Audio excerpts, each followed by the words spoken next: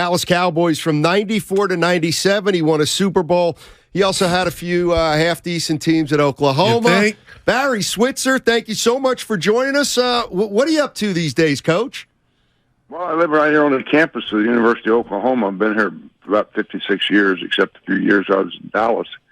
But I have a great daughter that lives across the street, some grandchildren around here, so this is home to me, and I enjoy it. I'm about 600 yards from the stadium, so it's pretty convenient for me, especially if you're a Sooner fan. Yeah.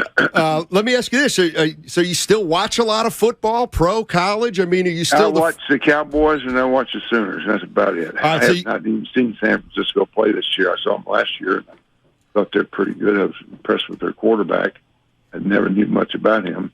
Besides him being good looking, like a movie star, he's a damn yeah, Jimmy G.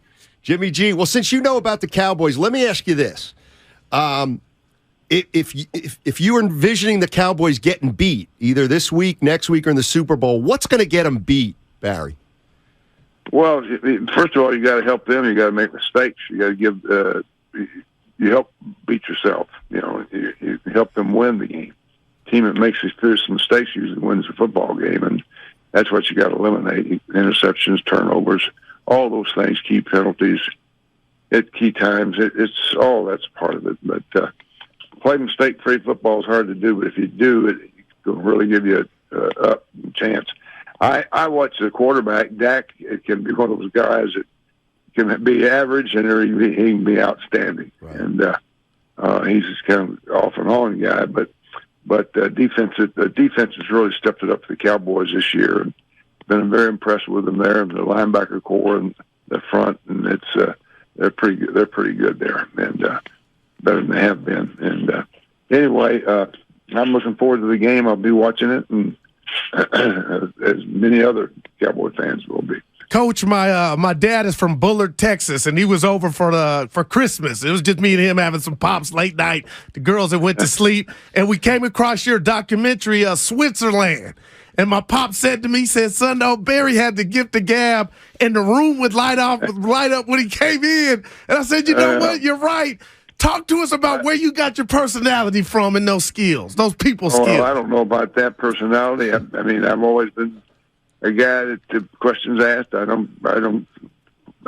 to answer the best I can and be straightforward.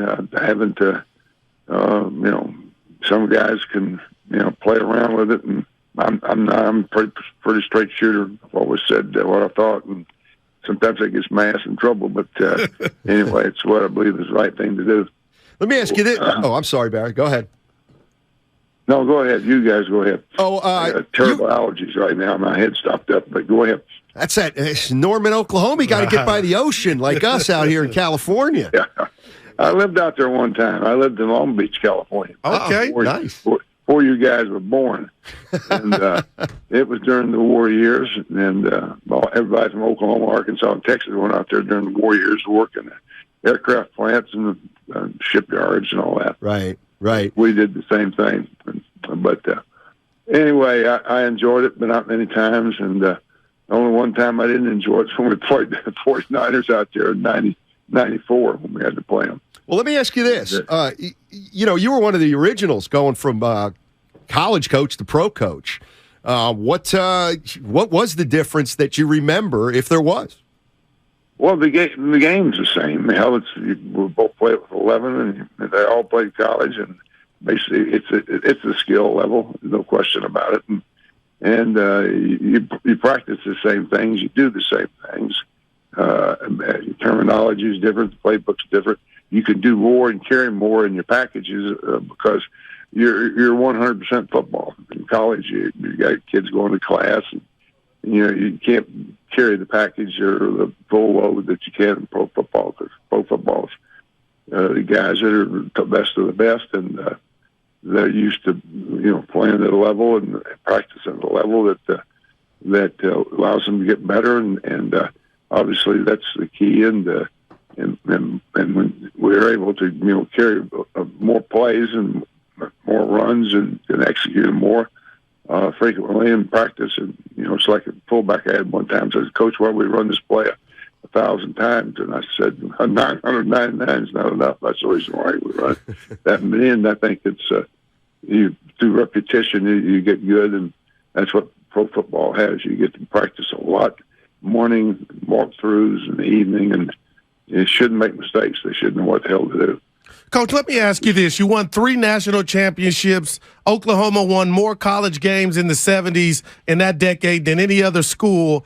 You come to Dallas, America's team. You win a Super Bowl, lose in the NFC championship. And I know you'll probably be humble here, but when you hear the talk about great coaches, do you think enough respect is put on Barry Switzer's name? I never worried about that, and I knew what the situation would be. I've always given credit where credit's due, and I said Jimmy and Jerry put together a great team. I inherited the Dallas Cowboys, and we won. And hell, we could have lost, but we didn't. We won, and so we won a championship and contended. And probably the first year I was there, if we don't go down 21-0 in the first 5 minutes of the damn game out there at Candlestick, we might have won that game. And we fought back to 21-14. And I made a terrible mistake. I let Ernie Zampese, our offensive coordinator, talk me into. We got the ball back at the 20-yard line with about a minute, 10 seconds, 15 seconds.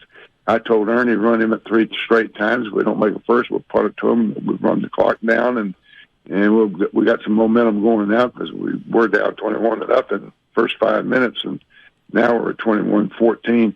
And Ernie talks me into letting him go for it to try to get a field goal, get position. We complete 3 incomplete passes, and we have to punt it to him. Jerry Rice catches the fingertip with no time left on the clock. A diving catch in the end zone for a touchdown. You go back up, for them to go back up 28-14.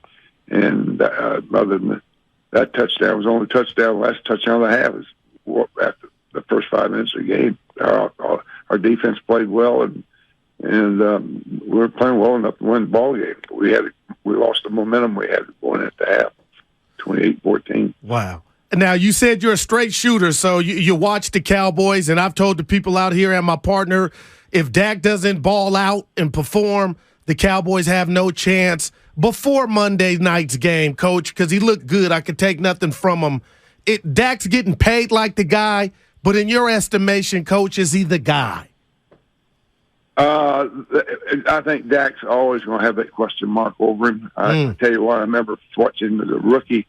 His first few games as a rookie when he came in and played Mississippi State. Wasn't that where he's from? Yeah. And I remember calling somebody, and I said, if that your rookie continues to play like this, he's going to be a great player. Dallas is in good shape.